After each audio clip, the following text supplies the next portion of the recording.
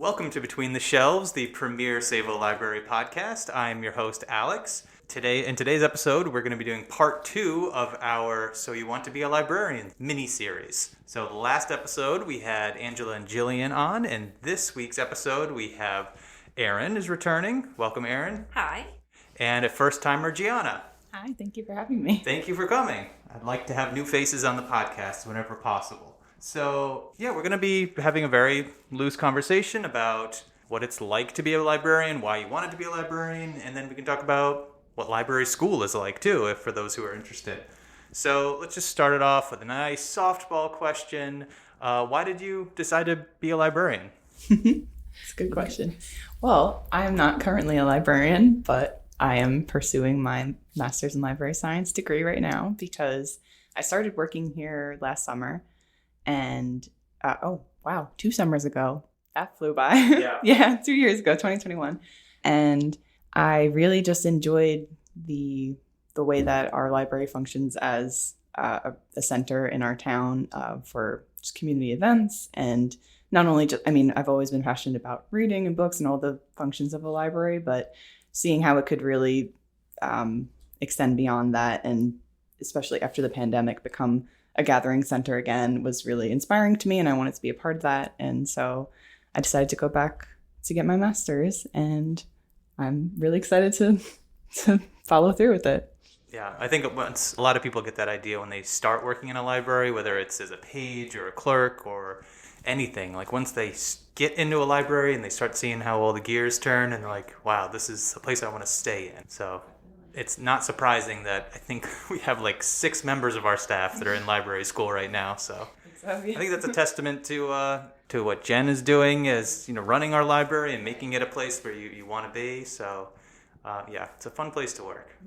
How about you, Erin? Why did you decide to become a librarian? Well, I came to it a little later in life, which I've met more late-coming librarians than I thought. I just, I have a background in writing. I read a lot. I was teaching, and I was home with my kids, and I was looking at, being an adjunct again as, English. And it's like, I don't want to be an adjunct. I only have an MFA, so I'm not going to get probably anything more than that. So it's like, what should I do with myself? And my friend's stepson was going to library school. I'm like, oh, that's cool. And then I thought about it, and I was like, that's cool. I spent so much time in libraries. And really just love the idea of helping people. I love researching things. So just the idea of like information, like every now and then someone's at the desk and I can't find an answer for them, and it frustrates me so much. And they're like, it's okay. I'm like, no, It's not. I need to know what this is. Eventually I find something, but just that idea of being able to like help people. And I love, like you were saying, John, about the environment of the library. Mm-hmm. I love like how, and this is probably not what you were thinking of, how I can age into a library because I'm older at this point. So it's like, it's not, it can be a physical job, but not super physical. So that idea of, if I'm, 70 and I'm still in a library, I'll probably be okay. It's not like, a nursing floor is something where I'd be running around, dying because I'd be so tired. But we talked about that in the last episode a little bit, where when we talked about like the civil service, how jobs work with the civil service department. Yeah. So, jobs are kind of few and far between partly because people can do this job for so long. Mm-hmm. And I think that's a lot of factors. One, it's a good job. People who are doing it are usually passionate about it. They love their job. They like doing the work. And it's so flexible in terms of your duties, where like you said, like once you get up into your 70s, your role might shift a little bit, but there's so many parts that make up the library where we can kind of still fit you in to doing different things. So yeah, it's a great lifelong career. Yeah. You said you were a teacher at colleges. You were a professor? I got an MFA, and I did some teaching before I went and had kids. And then after I got my library degree, I ended up adjuncting at Stony Brook for writing. Somehow that ended up happening as well. So I actually enjoyed that a lot. But I like being in the library a lot better. Yeah. And you have opportunities to teach in the library and do library programs and things like that. So I like that it has that kind of versatility that if you want to be a librarian and you don't really want to be around people, you can catalog. And if, you really want to be around people, you can do, like what Jonathan does and do community outreach and things like that. Or what even you do, Alex. You do a lot of work with the patrons with like a lot of the programs and stuff like that. Yeah. So. Yeah, it's a very flexible job. There's a lot of different roles a librarian can play. So Gianna, what about you? What were you doing before you started working at Sayville? So I was in school in my undergrad doing a dual degree in history and psychology. So I wasn't really sure how I wanted to combine those after I graduated. So I just started working at the library because it was comfortable for me. It was really, like you said, Erin, like a great environment as a patron to be in. And I thought back to when I was a student as well, like at my academic library at school, I was like, these librarians were just saving my life, like every single day, like they really just came through, went above and beyond, even with like one reference question. And it's just like, follow-up emails and all that. And that's kind of what drew me to just libraries in general. But then also like for my degree path, I'm looking to work in university libraries and archives eventually. So just being able to be on the other side of that interaction was really interesting to me, and like use my research skills and interests to help students in the way that I was helped by the librarians at my school. So I was graduating in the middle of the pandemic and everything. So like we were all virtual in my commencement and, as a lot of people were. So I had a hard time transitioning back, I guess, into the real world, and being at the library was really a huge part in that growth process and healing, I guess, for not only just me, but a lot of people here that I've talked to, patrons and employees alike. Yeah. So I think a lot of people use the library as their first step back into the normal. I'm using air quotes right now. Yeah. Yeah, that's great. So you want to work in an academic library, which is very different. There is some overlap with what the daily duties are. Let's go back to library school. So you're going for your master's degree. We talked about this in the previous episode, how you need a master's degree to be a librarian in most even public libraries, but in the academic field, sometimes you need even a second master's degree. Exactly, yeah. So what is your specialty, your focus you're going on in library school? So I'm doing, Queens College offers, which is a really great program, the dual MLS MA degree. So it's master's in library science and master's in history. And so we take, there's not really a lot of overlap. It's basically you're just doing the two degrees, but you can do them concurrently. So it saves you time. And that way, when I graduate, I'll have, I'm also doing the certificate in archives as well, which is just a few extra electives and hands-on training. So hopefully when I graduate, I'll be able to work in whether it's a special collection and archives of a school or a private repository or something like that. I would really like to work at a university, though. I love being in school. I want to be in school whether or not I'm a student or not. So I know academia suits you. It's a great environment. There's like a lot of innovation and learning going on, like lifelong learning. How you were talking about before, Erin, with it doesn't matter what age you are when you're in college. You could come back or you could start fresh, and it's like everybody's learning something academically, but also like from each other's life experiences. So, that's the degree. I'm halfway through right now. How many years is the program? If you take it full time, you have up to 3 years to complete it. And so hopefully I've been doing like full-time classes, but also summer terms. So I should be done by next fall in 2 years. Oh, nice. Okay. So because I'm almost done with my library degree right now, but like in order for me to get everything, I would have to finish all my history classes at the same time. So is that how it works? You get the degrees at the same time, or is it kind of staggered? Yeah, it's a dual. It's advertised as a dual program. So like you will have, it's written like MLS/MA on what's going to be on my diploma, I suppose. And then the certificate in archives is additional, and the preservation of cultural heritage materials is the full name. But I'm really excited about it. It's one of the only programs I could find in New York that offered that sort of like an expedited track. Otherwise, like you said, Alex, if I graduated with my library degree and then I decided I wanted to work in an academic library and they required me to have a specialty, then I would have to go back for that. Do another year perhaps for a master's program, which wouldn't be the end of the world, because for example, like if you want to work in like an art library or something, like a fine arts library. Like you might go back and get an art history degree, not necessarily, you know, just general, because that's what I'm doing right now is general history, and you get to pick your focus within that. So I've just been taking electives right now to feel out what I'm interested in. And I've taken some really great classes. Just this summer, I took an introduction to South Asian history. So we just covered like broad time and space in that class, but it was something I never learned about before in that depth. And then right now I just finished a physical preservation class, which was so interesting. We learned all these different tools of how to repair archival materials. And I used a lot of them in tech services where I work. You know, even though we don't have like really, really old materials here, it's nice to know like the basic functional skills that we need to repair them. And then right now until the end of the month, I'm in advanced archival practicum. It's called. It sounded very scary when I enrolled in it, but it's really interesting because we're processing the papers of former Congressman Joseph Crowley, who was a Queens representative, and he donated his collection to Queens College, and we got to meet him and like learn how basically what he wanted to represent in his collection. And now we're doing it like as students, we're learning hands-on how to do that. So it's really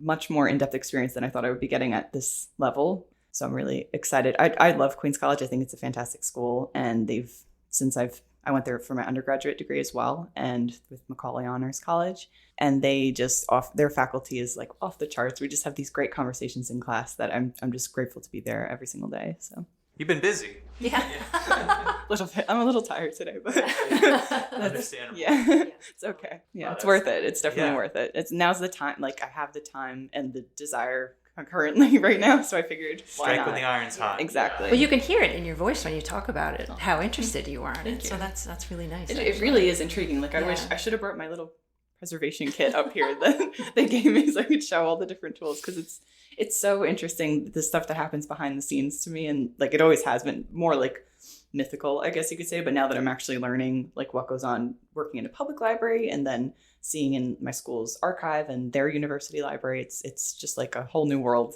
that I'm excited to get into. Yeah. So how much of your classes are in person versus online?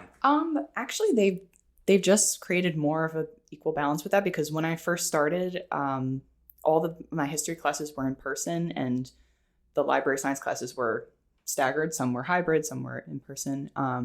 But I have all my classes this fall are going to be online, which is different. So I haven't had that yet. But from what I've heard, I don't want to really speculate, but like they're trying to push our program a little bit more online so that it's more attractive to people. Yeah. Like Buffalo is the other school, right? Yeah. So I think they're trying to kind of give the option, not to just replace their in-person classes, but because, you know, for people, if you live like out here in Long Island, it is a bit of a commute to get to Queens College. But if you can make it work, there's, you know, public transportation, driving, traffic. But it's, I go right now. I'm going in person for the summer. So but I did have one completely online class that just finished. So they offer both, which is nice, I think, for people who work and have kids. And it makes the school much more attractive. For sure. Yeah, and it gives you a huge pool of prospective students to choose from.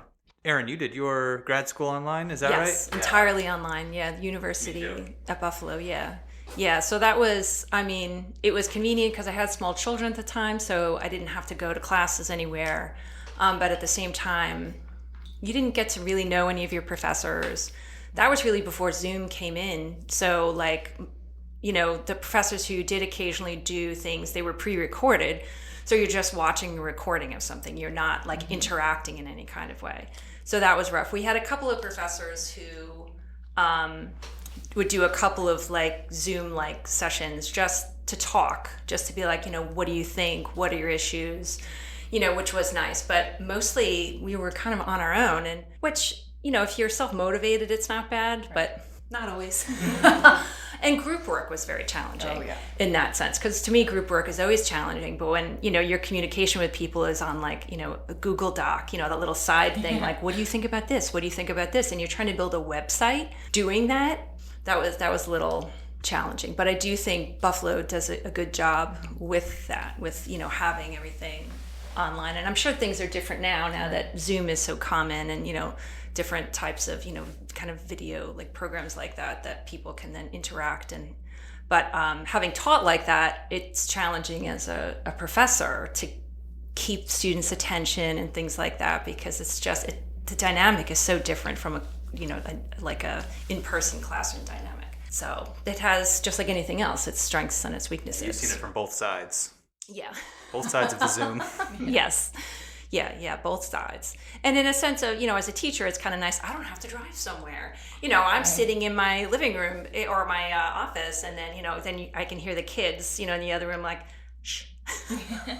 Can you take them out? Ask my husband, can you take them out for a little while I have class? And he's like, sure, which is nice. He was very helpful like that.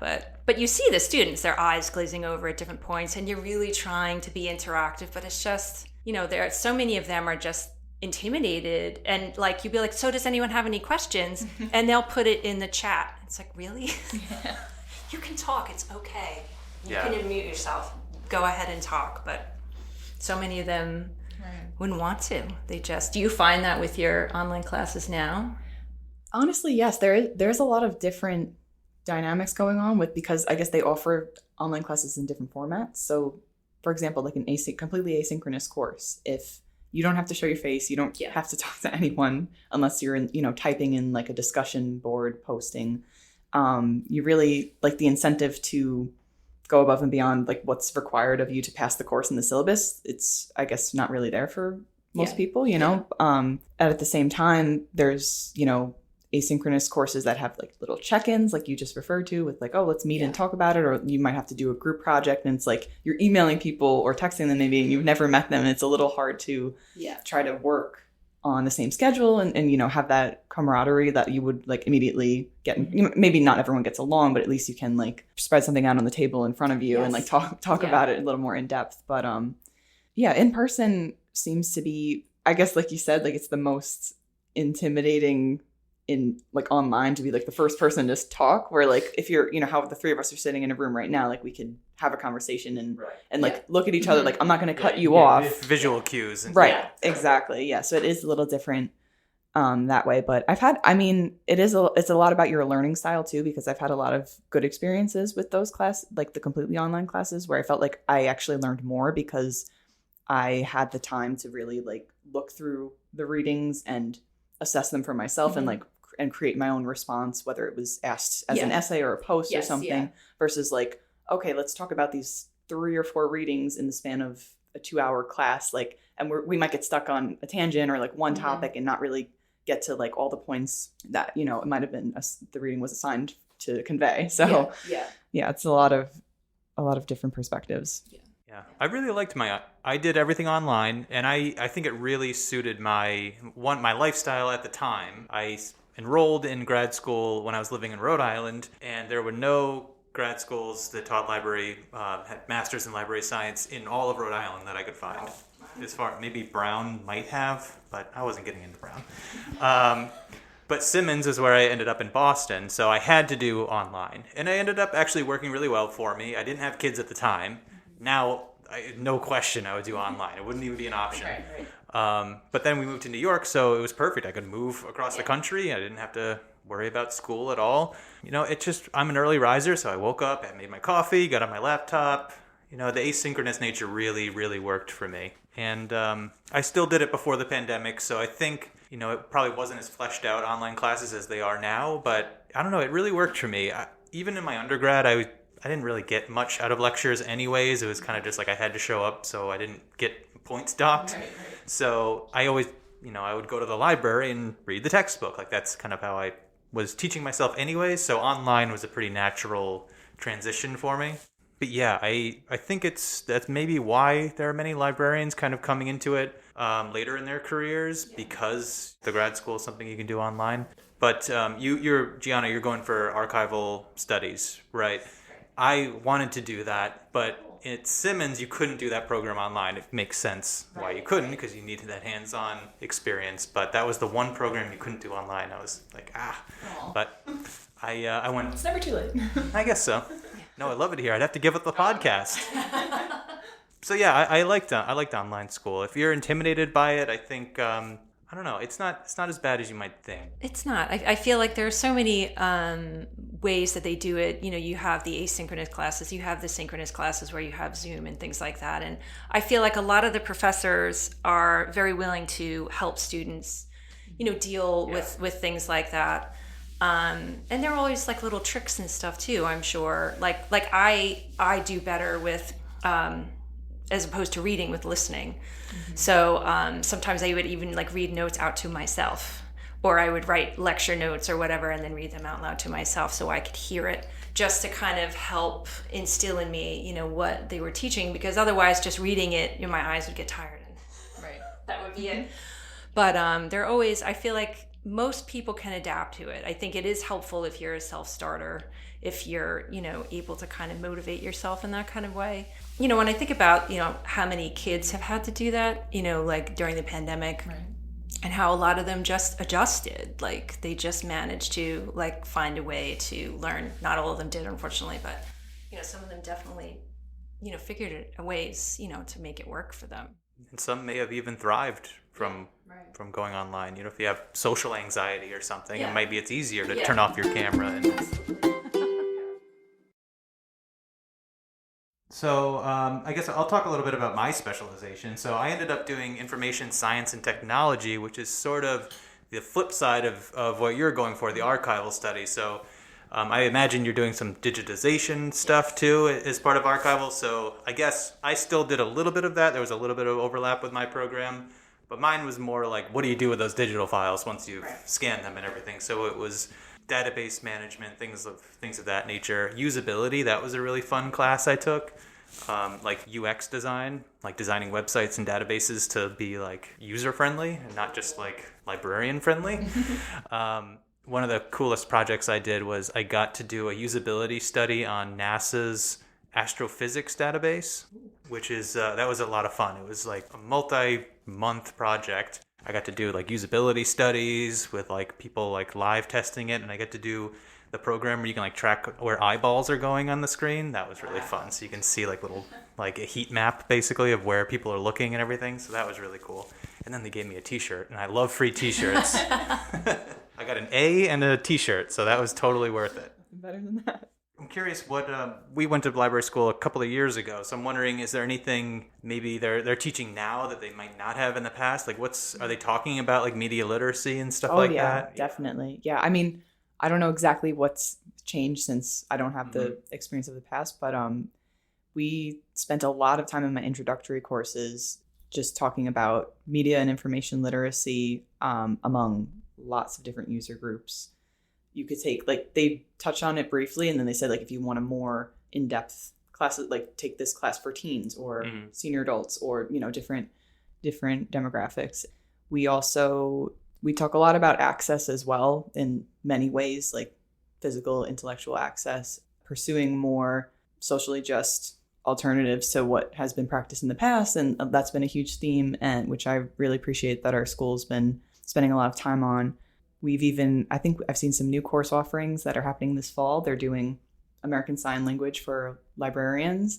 So like they're offering, it's like a language course in our program, but then all like library scenarios, which is kind of cool. So that you might not, you know, it's hard to learn an entire new language in just a semester, but but they're kind of focusing on that. So I thought that was interesting. And I don't know a lot of other specifics what would be different, but I think my school has made a concerted effort to just push a lot of, I don't want to say agendas, but like a lot of change forward, like positive social change forward. And it's evident in their course offerings, and the faculty is really excited to talk about with any students that want to start up something library related, or it's great. It's Queens College sounds great. It seems like they're adapting with the times. Definitely.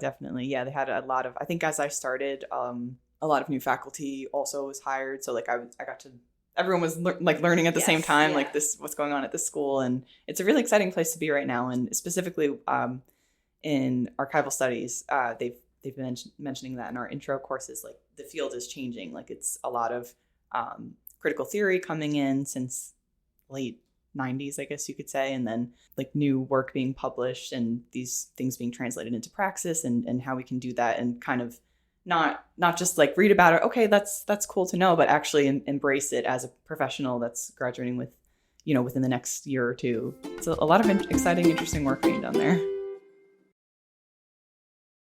Erin, how about you? What was your specialty in library school? Did you go straight MLS or? It was basically straight, yeah. I mean, information science is included in that, and I definitely took like database courses and how to build websites. So I got to build a website from the bottom up, which was really interesting. Spent a few nights, 3 a.m., realizing my foot was asleep and falling over, that kind of thing. But yeah, a lot of like reference, looking at how, users, utilize the library and things like that. And then collection development, that kind of thing. And then I started, unfortunately, I wanted to do like a health sciences class, but they didn't offer it. I did end up doing an internship though at Stony Brook's Health Sciences Library, which was really, really interesting. That sounds like it, yeah. Yeah, there's a very good group of people over there. And it was very enlightening, just even how much they have in their collection is just amazing. It's amazing how much access they have and how many different tools they have. Like every year, new things, coming, like online tools that the students can use and things like that.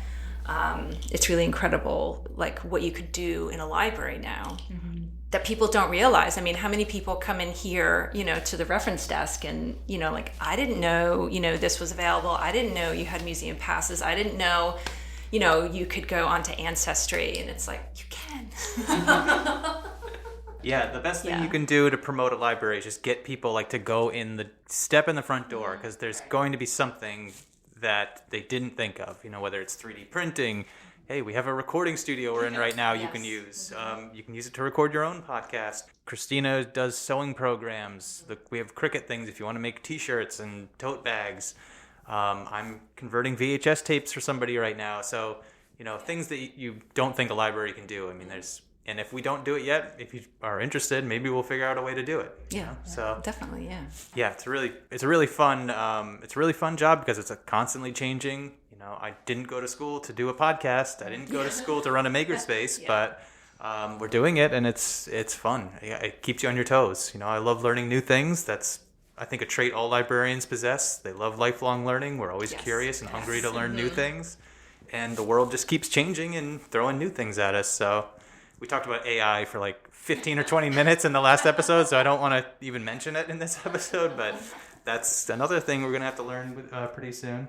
I don't think we talked about this very much in the previous episode, but if anyone's curious about going to library school, what are you actually learning in library school? What is library science? So I wrote down a few core classes that I think we've all probably taken.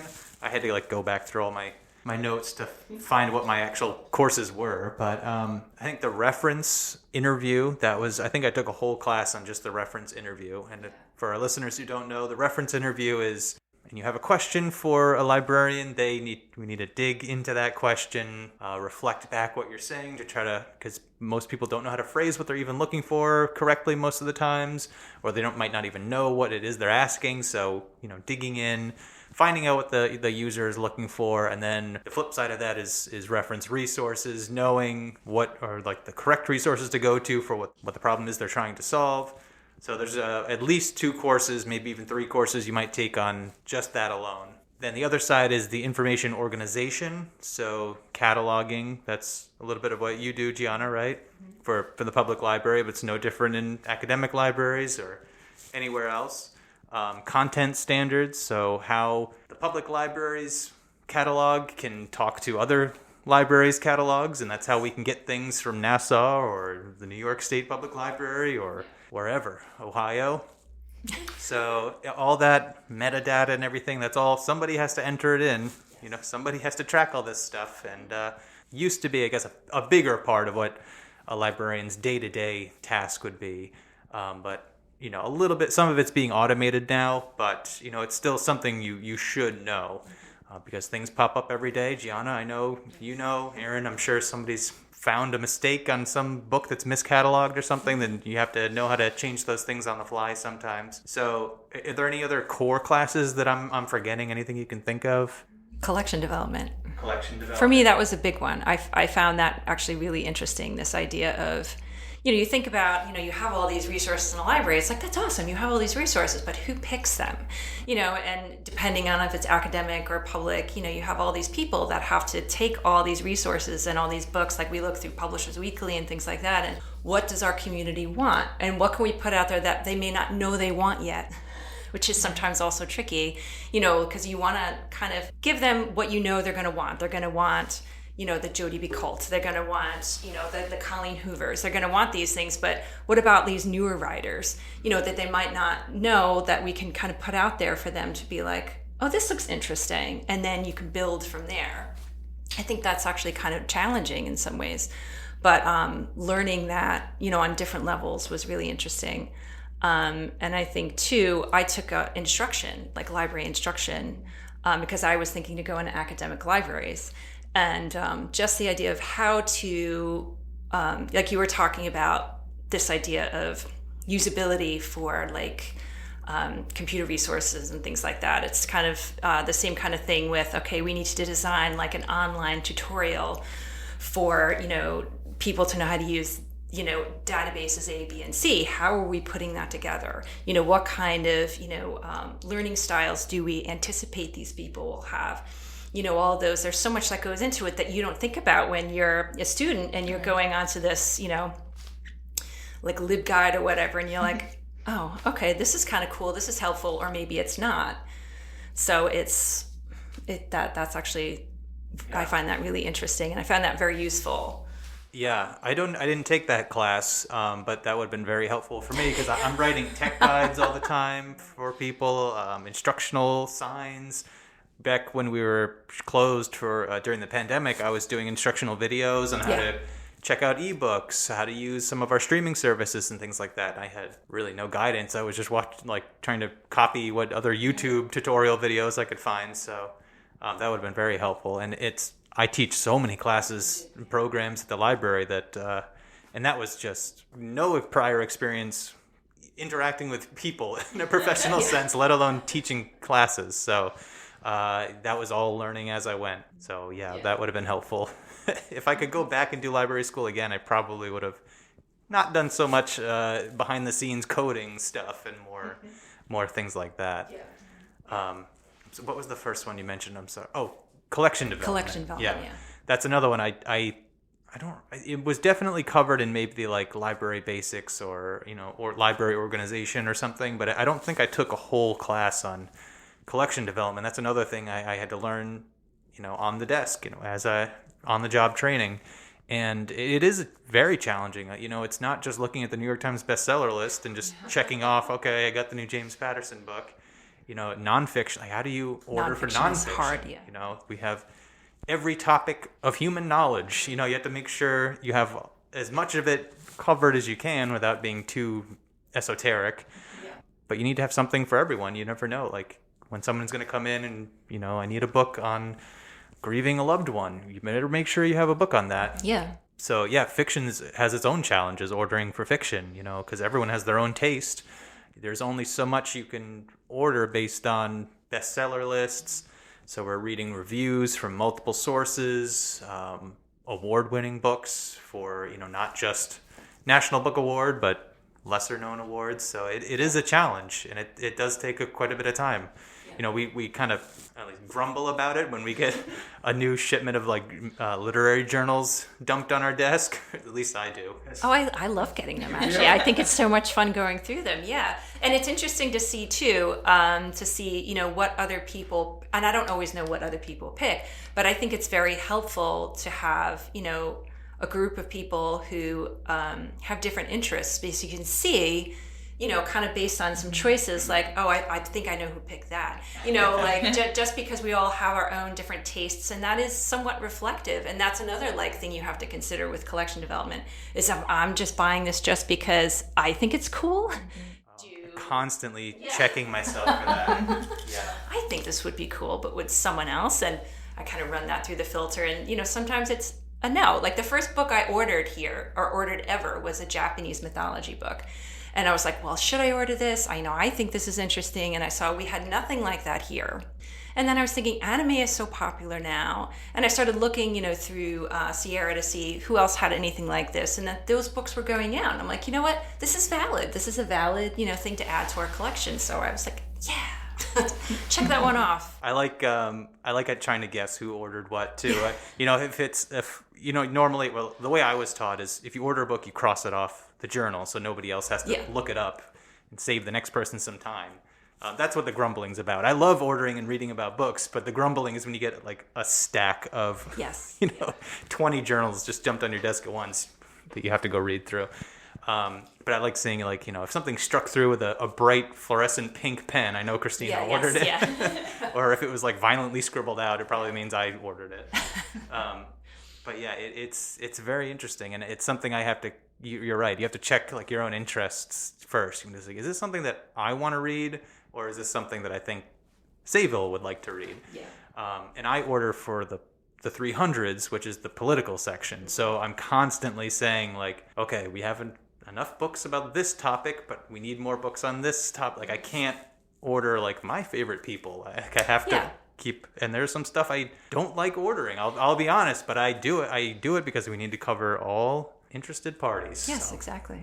So yeah, it's something that I think it's easy to accuse a library of having a biased opinion, but it's something that we're trained in not letting our checking our biases at the door, especially when we're ordering for the collection, because it's for a whole community. It's not just for our reading. We're not curating our own bookshelves. Yeah.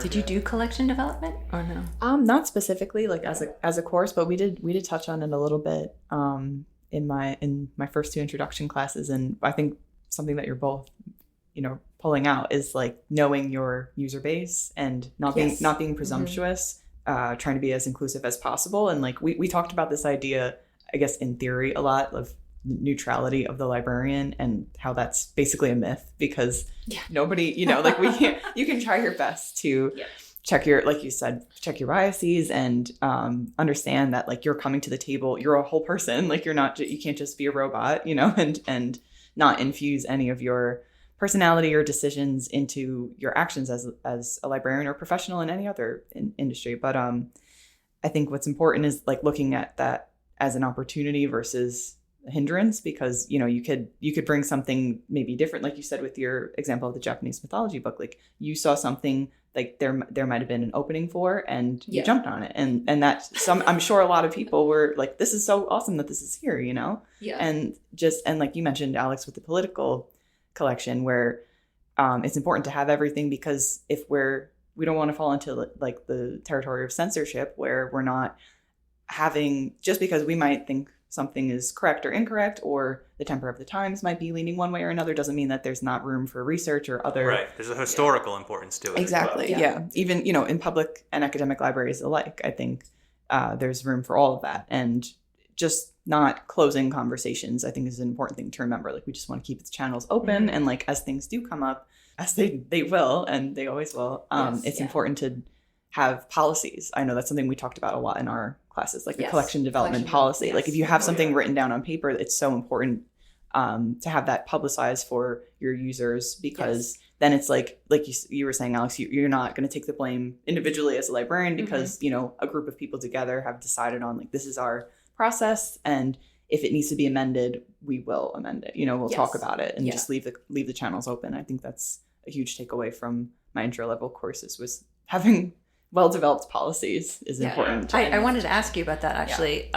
Speaking of like things they're talking about more in library school, are they talking more about like book challenges and the increase in book banning and things like that? We talked about that a lot, just had very open conversations about it, which was great, because it's a very heavy topic. It's heightened right now. And I mean, through the ebbs and flows of history, I feel like there's been times where it's been more extreme, where like I think right now would be one of those times, but it's also like something that, like I said before, opens conversations that maybe some people don't want to have, and that's okay. But like otherwise, a lot of people do want to talk about it, and maybe there's something that we can all learn from each other based on like a disagreement, know? Yeah, the having the policy in place and having a formal process in place, if someone does want to challenge a book, these are the steps you have to take. Oh, yes. Then it's reviewed, and then that committee that reviews the book will make a decision. And I've been on that committee several times, even before I became a librarian. When I was just a trainee sitting on the desk, and someone comes up screaming at you, "Why do you have this book?" And you're like, It's good to have that policy in place. You can say, okay, well, let me go see what the policy is. Yeah. But I've seen the committee go either way. I also ordered the graphic novel collection. So when someone challenged a graphic novel that I ordered, I was part of the review process, and the book was taken out of our collection. I thought it should have stayed, but others thought otherwise, and that I respect their decision, and it was taken out. I've seen it go the other way. Someone doesn't like this book. Well, unfortunately, we have to have books that represent all shapes and colors, and we left it in. All right, so let's take a quick break, and when we come back, we'll end the episode with talking about what we're into right now. Awesome. Okay, and we're back. Does anyone want to get started? Anyone anxious to talk about something? Otherwise, I don't mind starting off. Okay, thank you. I will go first. So the thing I'm into right now, I just finished a great book. It's called Under the Eye of Power by Colin Dickey, and it's a book on a topic that I've always been interested in, which is conspiracy theories. Specifically, I'm not interested in conspiracy theories. I'm interested in why people believe conspiracy theories and what drives them to believe conspiracy theories. And that's what this book is about. So his thesis is basically that conspiracy theories allow the believer to see the world as they want to see it, not merely as an arbitrary series of random events. So at least that's how he frames conspiracy theories, that's what I basically agree with. And it's a fascinating book. It goes through it's very focused on specifically America, the United States history. So it goes all the way back to the colonial times and works all the way up through modern day.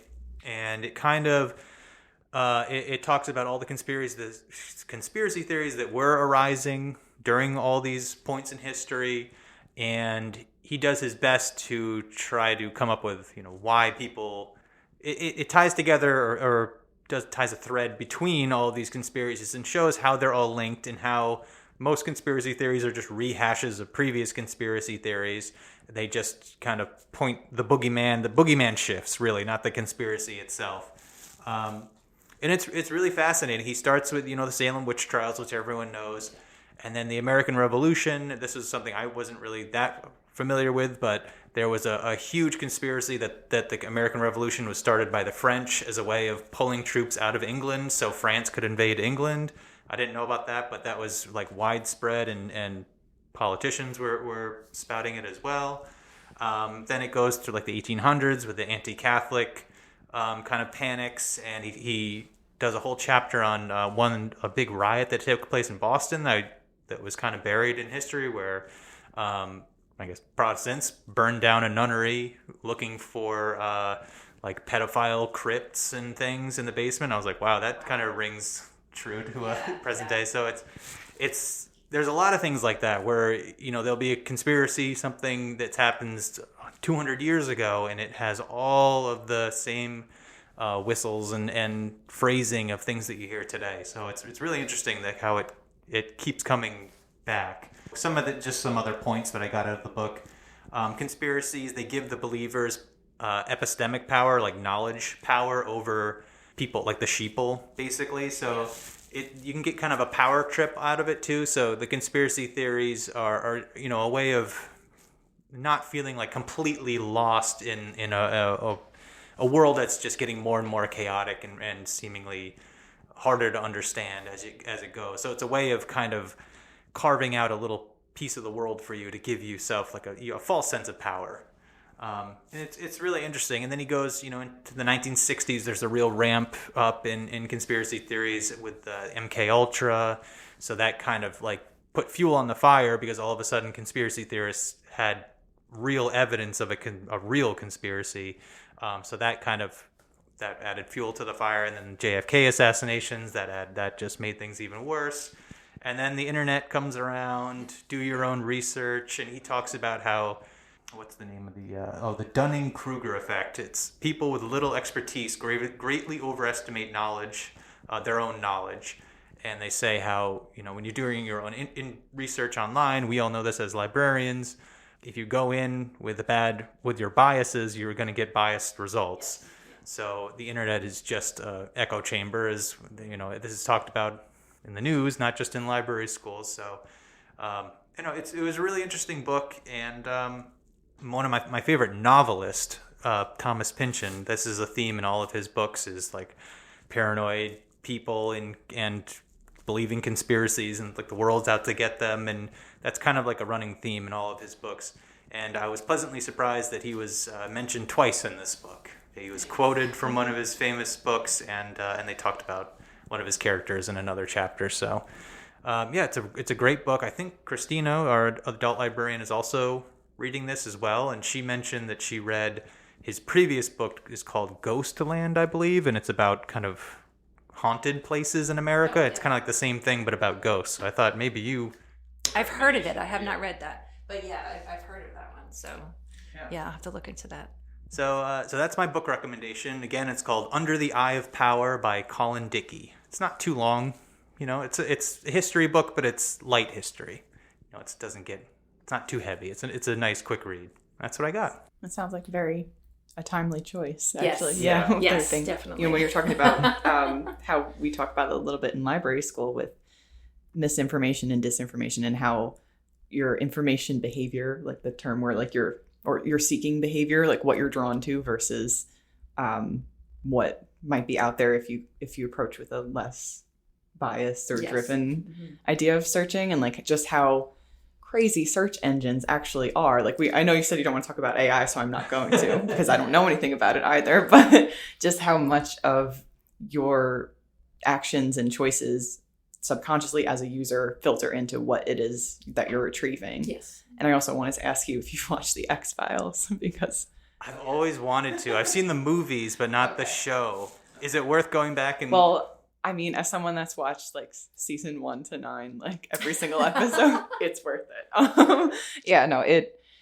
It kind of, I mean, obviously it's a very different sort of conspiracy. It's more like, aliens, extraterrestrial things going on, but just the idea of the psychology behind it and who believes in what and why, and how that changes with many different overlaying factors, like government.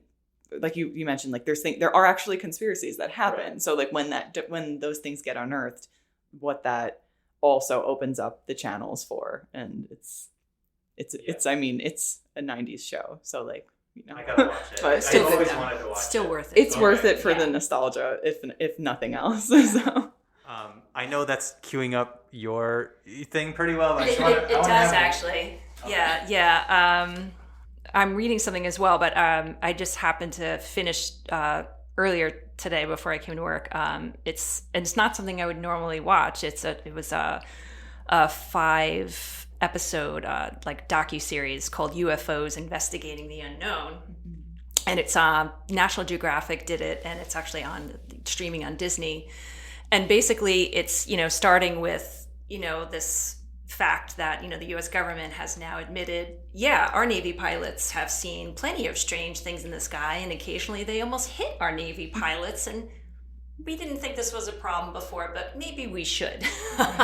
But then goes all the way back into like people starting to report these things in the 40s, and then the start of Project Blue Book, which is actually also a series about I forget what streaming service it's on, but it was kind of the scientific lead for that. His name was J. Allen Hynek, and he was, I don't know if he was an astrophysicist or an astronomer, but he was kind of put in the hot seat of, go out there and see if these things are true. And he really wasn't a believer until he finally started looking at the cases and was like, 80% of these they're explainable, but there's 20% every time. There's 20% that we don't know what it is. And that doesn't mean it's extraterrestrial. It doesn't mean anything like that, but we don't know what it is, and we need to look into it. And the government didn't really want to do that. They eventually shut down Project Blue Book, and just, it just goes more into how then civilians started taking this on, looking into these things in as scientific a way as they could, having like hotlines where you could report seeing, unidentified flying objects and things like that.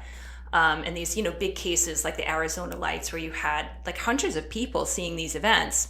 And then, the government supposedly didn't look into it at all. And it's like, well, wouldn't that be an issue?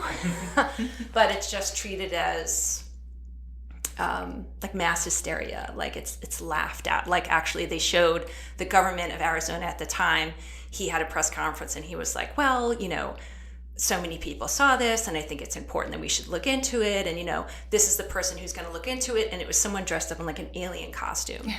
And so many people who saw these lights and were, in some cases enamored with it, in some cases intimidated, were very angry because they're like, we're not hallucinating here. There are so many of us. How dare you? And he eventually actually came back after he had left office and admitted that he saw them. And then was on a panel in I think it was 2013 or 2014, was on a panel with all these different pilots who had seen all these different things. And we're like, we don't know what these things are. We're not stupid people.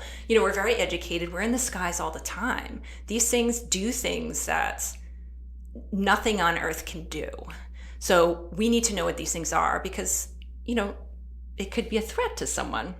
And just, it kind of finishes with finally, there's a little bit more of a recognition with, the government finally coming out with saying, yeah, we have recordings of some of these things and, these things exist and we don't know what they are and we'll see what happens. But it actually does waylay into conspiracy. And they talked about that a little bit in the show about how, sometimes they had like this kind of seed of truth in it and then it just gets taken off in a direction. And what can often feed that is secrecy. Mm-hmm. And how a lot of things about let's just take the UFO phenomenon. This idea that the government, initially started looking into these things with Project Blue Book and then started holding back and then not talking about it and discrediting people and no one could talk about it. And that there's probably more to it, but they're hiding things. And then obviously people are going to come up with their own stories about Area 51 and everything else. So it was very interesting, and I'm a skeptic, so I'm not a ufologist or someone who really follows that, but to me it was just really interesting looking at everything that had gone on behind it and all of these people who have seriously researched this and are like, listen, this needs more research and why is that a bad thing? So I'm done rambling. Conspiracy theories always arise in the unknowns. Mm-hmm. So you might have a few data points, but filling in that gap is where the conspiracies, that's where they grow. So research is the only way to really, or exposing what is really the only way to give it up. But sometimes, if it's a government, it might be a state secret or something they don't. Maybe it's their own missile testing that they don't want to reveal they're doing. So, very, very fascinating. And it's funny that we both picked those and then X-Files to bring it all together. I was just like, you'd like the show. Yeah, I mean, obviously it's not as serious as what you two are speaking about, but it strikes a lot of chords as well. But and I think, when you were talking, Erin, it kind of reminded me of a little bit what I was going to talk about, what I'm into, because I've just been in a distant way, I guess I'm making a connection because what I'm into this summer is still school related. I can't remove myself from it right now. So, but just archives as accountability as well for whether it's government or individuals, and what both of you spoke about, with research, having these repositories available to people who want to do research in a way that's not, it's a primary source that you can go to. If it's something like footage, I know this, it gets, like you were saying, it gets a little tricky with government files and records because a lot of things are restricted or for national security reasons or whatever the case is. And just knowing that a lot of the secrecy, like you said, feeds into the distrust, and because it's why would you not say something if there wasn't anything to hide? So you can understand, going back to, I guess, the psychology of it all, you can understand why these things emerge, but it's also, there's a lot more to it, I guess, than meets the eye. But I think it's interesting just from a perspective. I know you were saying you're not believing in it, but it doesn't, even if you were, it is I definitely think people can see things, or especially if you're talking about Navy pilots, things like that don't make sense. They're making, they're going thousands of miles an hour and they're making like right turns. It's like that, just hard rights, and that doesn't happen. So just that alone is really interesting. And to me, why wouldn't you investigate it? Wouldn't that? Yeah. Why the stigma? Right. You have to ask yourself, why the stigma? And that goes for a lot of like things that are, typically called paranormal, whether it be, cryptozoology or, ghosts, anything like that. That goes for any of those things. Yeah. I think just humans are not comfortable with unknowns. Yeah, right. We need an answer, and if you're not going to provide one, we're going to make one up just to make us feel better at the end of the day. Yeah, that's true. Yeah, sorry. Did you? No, that's okay. Yeah. That was just, kind of related. I just was interested in what you were saying, but my current thing that I've been really interested in researching is community archiving and the ways that can be implemented across different libraries. So like public, academic, independent, and that's something that I think we've talked about earlier in our conversation too, with like kind of understanding what a community wants and needs and allowing them to really collaborate on that, whether it's in a digital setting or in person or both. And so that's something that I've been focusing a lot on in my course studies, but then also outside of school, just trying to think about ways, even here, like on our library, like how can we, we do have a small archive here. And I think I didn't know of that until I started working here. And because I started helping out with a little bit of the inventory. And it's so interesting, someone who's grown up in Sayville, like being able to see everything that we've had collected, in collaboration with the Historical Society here.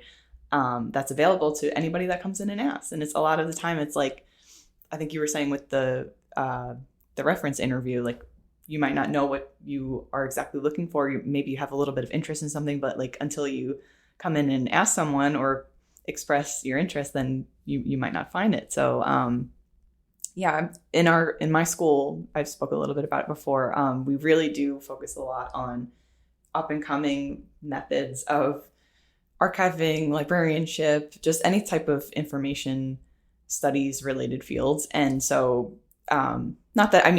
communities have been archiving themselves since the beginning of time. That's just how, like, it's natural to collect. And whether it was a formalized academic study of it or not, it doesn't matter, because every group of people will have a trace that they want to document and pass on to the next generation. So, that's something that I'll be doing starting in the fall. It's a 2-part fellowship. So the first part I'll be at a corporate archive, and the second part I'll be at a community archive. And I'm really excited to get into that because first of all, I don't have any professional experience in that area. So I'm looking forward to learning, but I think going forward in that direction would be really exciting for any community to do, whether it's at their, like I said, at their public library or somewhere else. And I'm just like nerding out over it because I think it's really exciting because it gives, especially in a post-COVID environment where like a lot of the documentation during that time period came from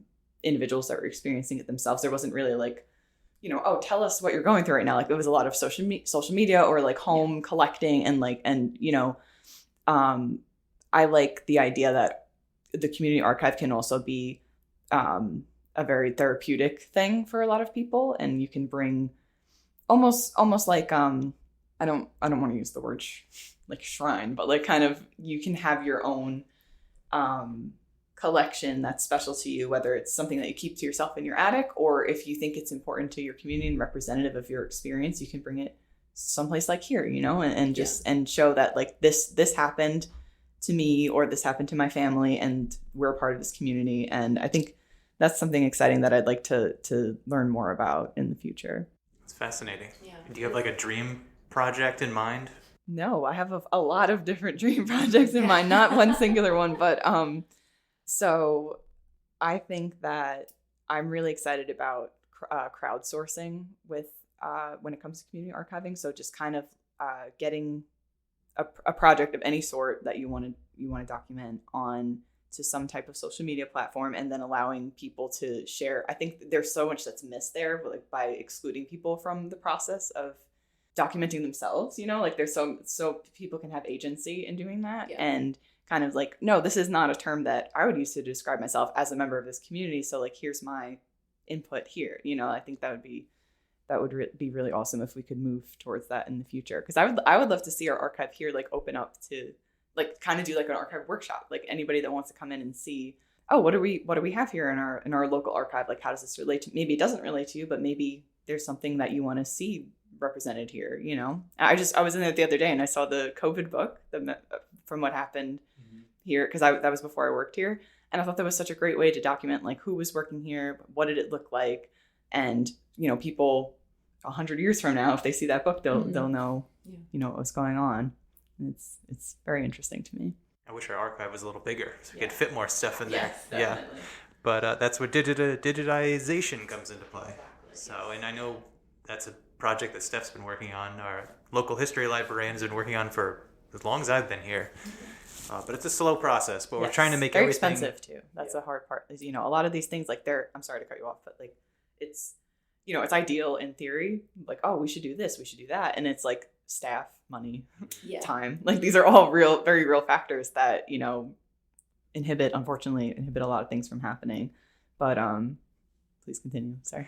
No, but that's the way the community can get involved, helping with the, even if it's just scanning things, that doesn't, you don't need a master's degree to figure that out, but, it every little bit of lighten the load can move it along. So. Right. And it creates like a sense of attachment and investment in, whether this is your community that you've grown up in or not, like you're part of it now. And then you're welcome to contribute. And I think there are a lot of events, like I think they do like traveling archive events where like community archive events, so they'll take almost like a fair, like you can go with your materials and people will walk, like you said, walk you through that, or how to describe things and create metadata of your own. And I think it's just really interesting to have that collaborative experience, because I feel like before I started studying archives as a student, I was like, what is it? It's just like a library, right? And then, it's just older stuff, but not necessarily, there's like, it's a lot of more primary sources than a library might have, but it's also,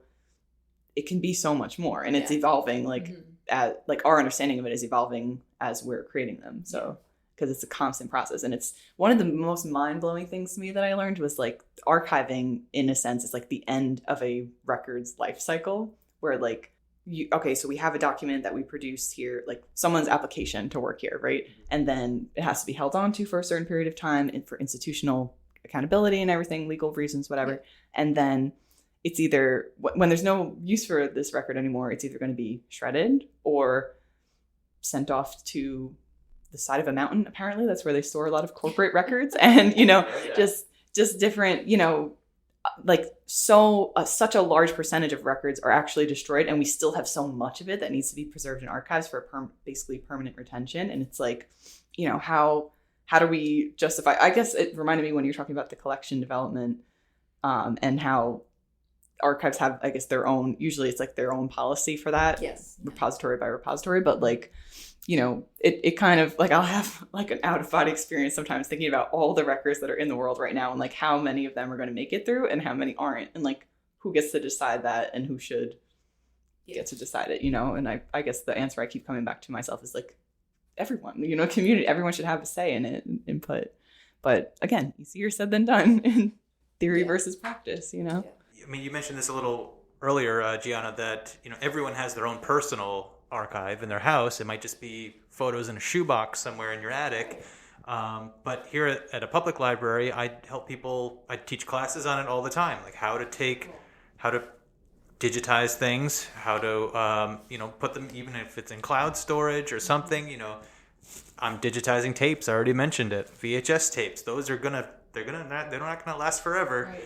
And it's better to digitize them before they mold eats away at them, or dust, or they just deteriorate.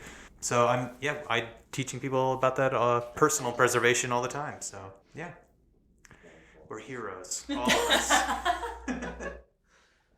All right. Well, I think that's all I got. Right? Is anyone else anything else you're into? The only other thing I was going to talk about just a little bit, not specific books or anything, but just Libby in general, because I only discovered that when I started working here. And, I think it overtook Overdrive at this point, or they're kind of like the same. Okay. Yeah. So, I've just been, because I drive to Queens all the time, Oh, yeah.